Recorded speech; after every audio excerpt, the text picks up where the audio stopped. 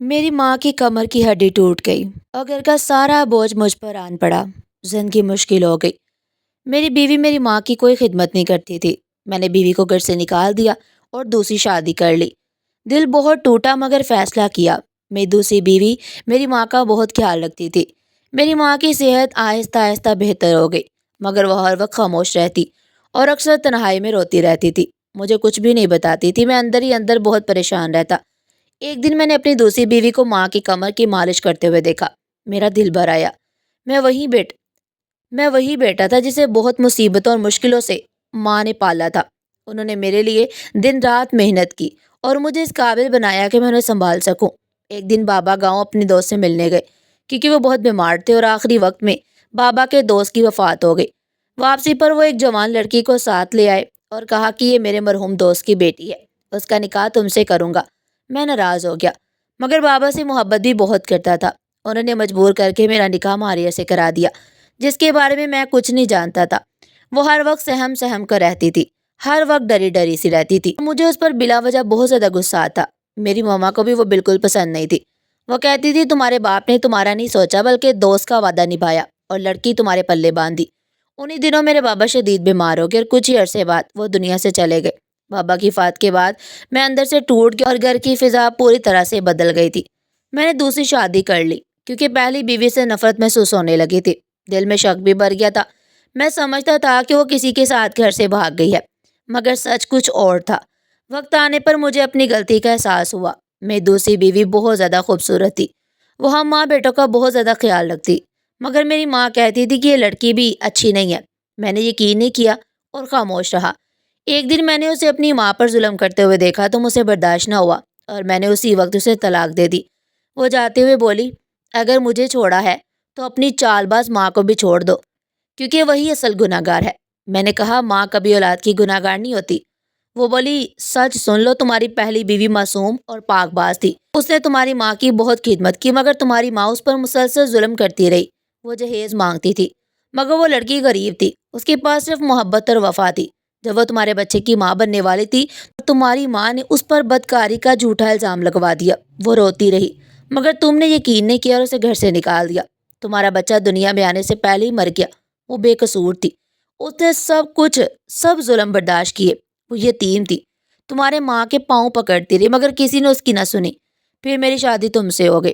شادی کے بعد مجھے پتہ چلا کہ تمہاری ماں مجھے نیند کی دوا دیتی ہے تاکہ میں ماں نہ بن سکوں۔ میں نے بہت سمجھایا مگر وہ نہیں مانی۔ آخر میں نے بھی دوا منگوا کر تمہاری ماں کو دی، جسے تم روگنی تیل سمجھتے رہے۔ وہ دوا تھی جسے وہ مزید بیمار ہو گئی، اور میں نے جان بوجھ کر انہیں سیڑھیوں سے گرایا تاکہ انہیں اپنے ظلم کا احساس ہو، مگر تم نے سچ نہیں جانا اور مجھے طلاق دے دی۔ یہ کہہ کر وہ چلی گئی۔ میں اکیلا رہ گیا، گھر ویران ہو گیا۔ مجھے اپنی پہلی بیوی کی سسکیاں یاد آنے لگی۔ میں نے اس پر شک کیا اور اسے نکال دیا، مگر وہ بے گناہ تھی، بابا کا وعدہ بھی تھی۔ میں نہ نبھا سکا، میں بہت رویا اور خود کو کوستا رہا۔ پھر ایک انجان نمبر سے پیغامات آتے رہے، مگر میں نے توجہ نہیں دی۔ جب ماں کے پاس بیٹھتا تو وہ آنکھوں میں آنسو لیے مجھے دیکھتی رہتی۔ ایک دن انہوں نے آخری بار کہا، اگر ماریہ ملے تو اس سے معافی مانگ لینا، میں نے اس پر بہت ظلم کیا ہے۔ یہ کہہ کر وہ ہمیشہ کے لیے خاموش ہو گئی۔ میں ٹوٹ کر رہ گیا۔ میں نے ماریہ کو بہت ڈھونڈا مگر وہ نہیں ملی۔ 5 مہینے گزر گئے۔ پھر میں ایک حکیم کے پاس گیا جس سے دوسری بیوی تیل لاتی تھی۔ وہ بیمار تھا۔ میں نے پوچھا اس تیل میں کیا تھا اور کس کو معلوم تھا کہ وہ جان لیوا ہے۔ وہ گھبرا گیا۔ میں نے کہا میں تمہاری عمر کا لحاظ کر رہا ہوں، ورنہ تم پر پولیس کیس بھی دائر کر سکتا ہوں۔ اب جلدی سے بتاؤ کہ اس تیل میں ایسا کیا تھا۔ تب اس حکیم نے کہا کہ میں نے یہ سب پیسے کی خاطر کیا تھا۔ تمہاری بیوی تمہاری ماں کی دشمن تھی۔ میری 3 بیٹیاں ہیں۔ ان کے جڑے ہوئے ہاتھ دیکھ کر میں کچھ کہے بغیر واپس لوٹ آیا۔ وقت گزرتا چلا گیا۔ میں نے اپنا آبائی گھر ہمیشہ کے لیے چھوڑ دیا۔ اس گھر میں مجھے عجیب سا ڈر لگتا تھا۔ میں سوتا تو ماضی کے سارے منظر آنکھوں کے سامنے آ جاتے۔ مجھے آج بھی وہ دن یاد ہے جب میری پہلی بیوی مجھ سے معافی مانگ رہی تھی، میری بیمار ماں کے پاؤں پکڑ رہی تھی، اس گھر میں رہنے کی بھیک مانگ رہی تھی، مگر میں نے اس کی ایک نہ سنی۔ پھر مجھے اپنی دوسری بیوی کا خیال آیا جو مجھ سے تیل منگوا کر کمرے میں جاتی اور کہتی کہ بغیر دستک کے اندر مت آنا، اور جب میں نے اچانک جا کر دیکھا تو وہ وہی تیل میری ماں کو زبردستی پلا رہی تھی اور بالوں سے پکڑ کر انہیں تھپڑ مار رہی تھی۔ میری ماں رو رہی تھی اور وہ عورت ذرا سا بھی ترس نہیں کھا رہی تھی۔ اسی وجہ سے اسی رات میں نے اسے طلاق دے دی اور دھکے دے کر گھر سے نکال دیا، وہ بھی اپنے انجام کو پہنچ چکی تھی۔ میری زندگی میں 3 عورتیں تھیں، ایک میری ماں اور دوسری میری 2 بیویاں، سب ایک دوسرے سے مختلف تھی۔ پہلی بیوی کو یاد کرتا تو ہر عورت معصوم اور بے گناہ لگتی، اور دوسری بیوی کو دیکھتا تو لگتا کہ عورت سے بڑھ کر مکار کوئی نہیں ہوتا۔ مجھے بس ایک بات کا دکھ تھا کہ ماں کو ایسا نہیں کرنا چاہیے تھا، اور میرا بچہ اس دنیا میں آنے سے پہلے ہی چلا گیا تھا۔ میں کتنا بد نصیب تھا، نہ اچھا بیٹا بن سکا، نہ اچھا شوہر، نہ اچھا باپ۔ میں اپنے بچے کی بھی حفاظت نہ کر سکا۔ یہ حالت عجیب ہو گئی۔ پھر نہ جانے میں دل کو کیا ہوا کہ میں اللہ تعالیٰ کی طرف راغب ہو گیا۔ مجھے سکون ملنے لگا، میں نماز پڑھنے لگا، دیر تک ہاتھ اٹھا کر دعا کرتا رہتا۔ مجھے کچھ مانگنا نہیں آتا تھا، بس ایک بوجھ تھا، ایک تھکن تھی جو اندر سے کھائے جا رہی تھی۔ میں زندگی کو گھسیٹ رہا تھا اور زندگی مجھے گھسیٹ رہی تھی۔ لگتا تھا کہ جیسے میری زندگی بھی مجھ سے بیزار ہے۔ میں بہت تھک گیا تھا۔ پھر پورے 3 سال بعد میری دعا قبول ہوئی۔ ایک دن طبیعت بہت زیادہ خراب ہوئی تو میرا دوست مجھے ہاسپٹل لے گیا۔ وہاں مجھے ماریا ملی، وہ اسی ہاسپٹل میں نرس تھی۔ میں اسے دیکھتا ہی رہ گیا۔ جس لڑکی کو میں کمزور سمجھتا تھا وہ آج پورے اعتماد کے ساتھ کھڑی تھی، مگر اس کے چہرے پر مجھے دیکھ کر کوئی خوشی نہیں تھی۔ خوشی ہوتی بھی کیسے؟ میں نے کبھی اسے اس کا حق دیا ہی نہیں تھا، ہمیشہ اسے نظر انداز کیا۔ میں خود کو بہت بڑا سمجھتا تھا اور اسے گاؤں کی سادہ سی لڑکی، مگر اصل میں ہی جاہل تھا۔ میں اسے بات کرنا چاہتا تھا مگر کمزوری سے آنکھ لگ گئی۔ مجھے ڈر تھا کہیں وہ پیٹ سے نہ کھو جائے۔ رات کی کسی پہر آنکھ کھلی تو میرا دوست سرہانے کھڑا تھا۔ اسے بتایا کہ جس نمبر سے تمہیں میسج آتے تھے وہ ماریا کا تھا، وہ ساہیوال کے ہسپتال میں کام کرتی تھی اور تمہاری دوسری بیوی تمہاری ماں کو وہیں علاج کے لیے لاتی تھی۔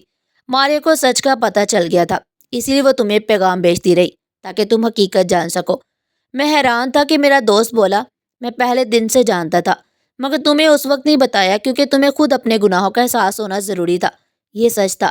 میں جب بھی ماریا کو یاد کرتا تو بس معافی مانگنے کی دعا کرتا۔ پھر میں نے اللہ تعالیٰ سے سچی محبت مانگی اور اللہ نے راستے بنا دیے۔ میرا ٹرانسفر اسی شہر میں ہو گیا۔ میں بیمار ہوا اور اسی ہسپتال پہنچ گیا۔ تب سمجھ آیا کہ میرا رب مجھے میری منزل تک لا رہا تھا۔ میں نے سب کو چھوڑ کر اپنے رب کو اپنا بنا لیا، اور جب بندہ سچے دل سے اللہ کا ہو جاتا ہے تو اللہ بھی اسے اس کی پسندیدہ نعمتیں واپس دے دیتا ہے۔ میں نے ماریا سے معافی مانگی، وہ مجھے معاف کر کے میرے ساتھ گھر آ گئی۔ میں نے اپنے رب کا شکر ادا کیا۔ وقت ایسے ہی گزرتا گیا۔ آج میرے 3 بچے ہیں۔ میں اپنی بیوی کے ساتھ خوش ہوں اور بچوں کی ایسی تربیت کر رہا ہوں کہ وہ کبھی کسی پر ظلم نہ کرے۔ میں خود کو خوش نصیب سمجھتا ہوں کہ مجھے ایسی بیوی ملے جو دیندار اور اللہ کے قریب ہے۔ میں دعا کرتا ہوں کہ اللہ ہمیں ہمیشہ ہدایت دے، کیونکہ جسے ہدایت مل جائے اسے سب کچھ مل جاتا ہے۔ ناظرین، آپ کو ہماری آج کی کہانی کیسی لگی؟ کمنٹ سیکشن میں اپنی قیمتی رائے کا اظہار ضرور کیجیے گا۔ اس طرح کی مزید سبق آموز کہانیاں سننے کے لیے چینل کو سبسکرائب کریں، ویڈیو کو لائک کریں اور زیادہ سے زیادہ شیئر کریں۔ پھر ملتے ہیں ایک نئی کہانی کے ساتھ، تب تک کے لیے اپنا بہت سارا خیال رکھیے گا۔ اللہ حافظ۔